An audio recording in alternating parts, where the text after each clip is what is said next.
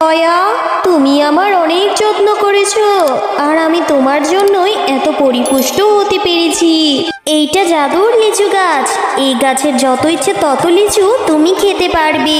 এই গাছের লিচু কখনোই ফুরোবে না।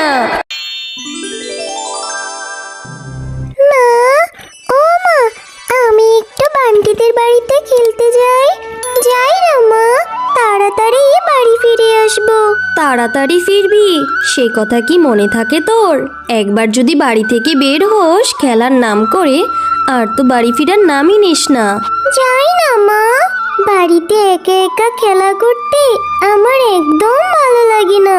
ঠিক আছে, যাবি যা, তবে তাড়াতাড়ি যেন বাড়িতে ফিরবি। এরপর টয়া বান্টিদের বাড়িতে যাওয়ার জন্য রওনা দেয়, আর পথেই বান্টিদের সাথে টয়ার দেখা হয়। কিরে বান্টি, কোথায় যাচ্ছিস তুই? আমি তো তোদের বাড়িতেই যাওয়ার উদ্দেশ্যে রওনা দিলাম।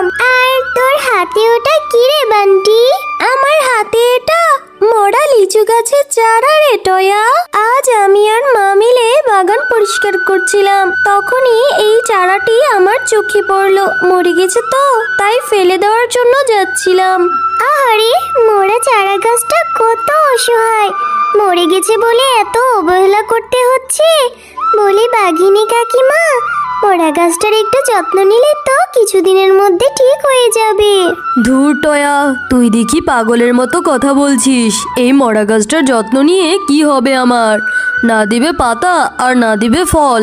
শুধু শুধু এত অযথা যত্ন নেওয়ার মতো সময় নেই আমার। তার থেকে বরং এই চারা গাছটি আমি ফেলেই দিয়ে আসি। না কাকিমা, এই মরা গাছের চারাটা তুমি ফেলে দিও না, তার থেকে বরং তুমি আমাকেই দিয়ে দাও। বাবা, সামান্য একটা চারা গাছের জন্য তোর এত দরদ? আর দরদ হবেই না কেন?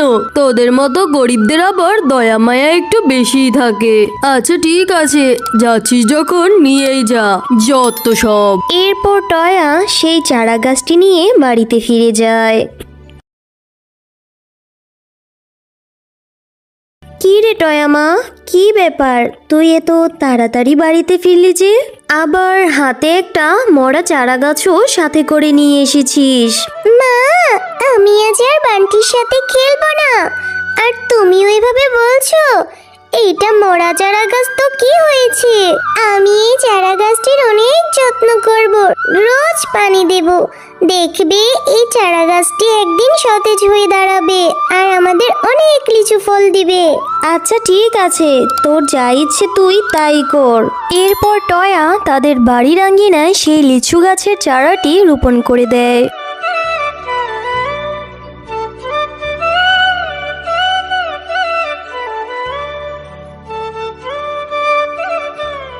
রোজ সকালে টয়া গাছটিতে পানি দেয় এবং খুব যত্ন করতে থাকে। ও মা, দেখেছো গাছটি কত সতেজ হয়ে দাঁড়িয়েছে? দেখে নিও, আমার এই ছোট চারা গাছটি একদিন অনেক বড় হবে আর অনেক লিচু হবে। আমি মজা করে লিচু খাবো। আচ্ছা ঠিক আছে, পাগলি মেয়ে আমার। এবার তো পুকুর ঘাট থেকে একটু পানি আনতে হবে রে মা। ঠিক আছে মা, আমি এক্ষুনি যাচ্ছি, তোমার জন্য পুকুর ঘাট থেকে পানি নিয়ে আসছি। আর হেরে টয়া মা, এই চারা গাছটি আগের থেকে অনেক সতেজ হয়েছে। তুই তাড়াতাড়ি বাড়ি ফিরে আসিস। কি রে টয়া, শুনলাম তুই নাকি বাঘিনী ভাবির ফেলে দেওয়া চারা গাছটি তোদের বাড়িতে নিয়ে গিয়েছিস। তা তোর মরা চারা গাছে কি লিচু ধরেছে? যত সব অকেজো কাজ তোদের মতো ছোট লোকদের দ্বারাই সম্ভব। মরা গাছের কি আবার এত যত্ন নিতে হয় রে? ফেলে দিলেই তো হয়ে যায়। এভাবে বলছেন কেন কাকিমা? ওই চারা গাছটা অযত্নের কারণে মরে গিয়েছিল, নুয়ে পড়েছিল। এখন আমি ওকে রোজ সকালে পানি দেই, যত্ন করাতে ও অনেকটা সতেজ হয়ে গিয়েছে। আমাদের বাড়িতে এসে দেখে যেও গাছটাকে কাকি। হ্যাঁ রে টয়া, আমার তো আর খেয়ে দিয়ে কাজ নেই, তোদের বাড়িতে যাব মরা চারা গাছ দেখতে। যা যা, এখান থেকে তাড়াতাড়ি যা, আর কথা তুই বাড়াস নে। মা, এই যে নাও তোমার পানি। আমি একটু বান্টিদের বাড়িতে খেলতে যাই, অনেক দিন হয়েছে ওদের সাথে আমি দেখাও করি না। কে রে টয়া, অনেকদিন পরে তোকে দেখলাম। তুই সারাদিন কোথায় থাকিস? সারাদিন কি শুধু ওই গাছটার যত্ন নিস?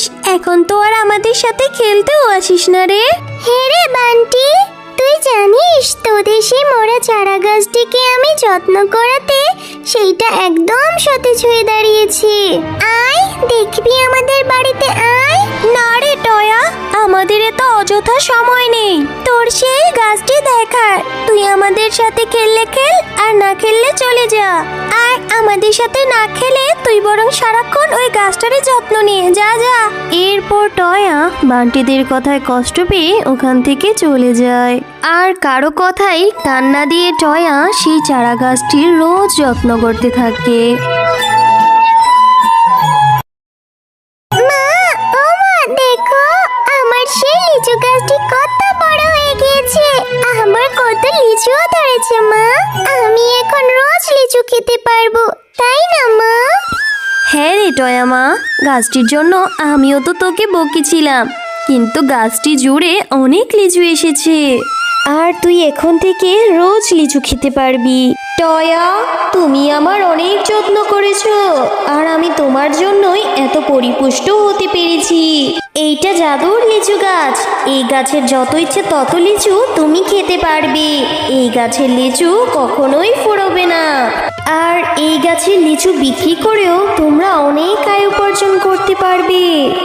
এরপর টয়ার মা গাছ থেকে লিচু পেড়ে সেইগুলো নিয়ে বাজারে বিক্রি করতে যায়। লিচু আছে গো, লিচু, তরতাজা লিচু, রসে ভরা টসটসে লিচু। কিরে শেফা শিয়ালিনী, তুই এত টসটসা লিচু কোথায় পেলি? আর লিচুগুলো তো অনেক টসটসে দেখা যাচ্ছে। তোদের বাগানে তো কোনো লিচু গাছের চারাও ছিল না, তাহলে তুই এত লিচু কোথায় পেলি রে শেফালি? আরে বাঘিনী ভাবি যে, আমার মেয়ে টয়া কোথা থেকে যেন একটা মরা গাছের চারা নিয়ে এসেছিল। আর সেই মরা গাছটির রোজ যত্ন করাতে সেই গাছটি সতেজ হয়ে যায়।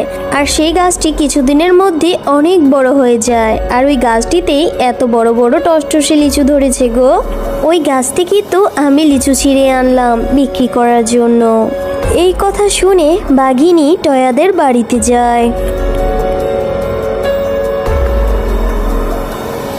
কিরে টয়া, তুই দেখি আমার চারা গাছটাকে অনেক বড় করেছিস, আর ভালোই তো লিচু ধরেছে। এই গাছটা আমার, তাই এই গাছটার সকল লিচুও আমার। আমি এখনই সব লিচু ছিঁড়ে নিয়ে যাব, দাঁড়া। এই কথা বলে বাঘিনী গাছটির কাছে যেতেই গাছটি তাকে শখ দিতে থাকে। ওরে বাবা রে, ওরে মা রে, বাঁচাও আমাকে। এদিকে জাদুর লিচু গাছ, লিচু গাছ, আমাকে ছেড়ে দাও। আমি আর কখনো এরকম করব না। বাঘিনী, তুই অনেক লোভী। আমি মরে গিয়েছিলাম বলে তুই আমাকে অনেক অবহেলা করেছিস, আমাকে ফেলে দিতে চেয়েছিস। এখন এসেছিস আবার আমার গাছে লিচু চুরি করতে? বাঁচতে চাইলে পালা এখান থেকে, না হলে আমি তোকে আজকে শেষ করে দেব। ঠিক আছে লিচু গাছ, আমি এখনই চলে যাচ্ছি। আমি আর কখনোই আসবো না। এই কথা বলে বাঘিনী ওখান থেকে পালিয়ে যায়। হ্যালো বন্ধুরা, গল্পটি ভালো লেগে থাকলে চ্যানেলটি সাবস্ক্রাইব করে দিবেন এবং পাশে থাকা বেল আইকনে প্রেস করে আমার পাশেই থাকবেন। ধন্যবাদ।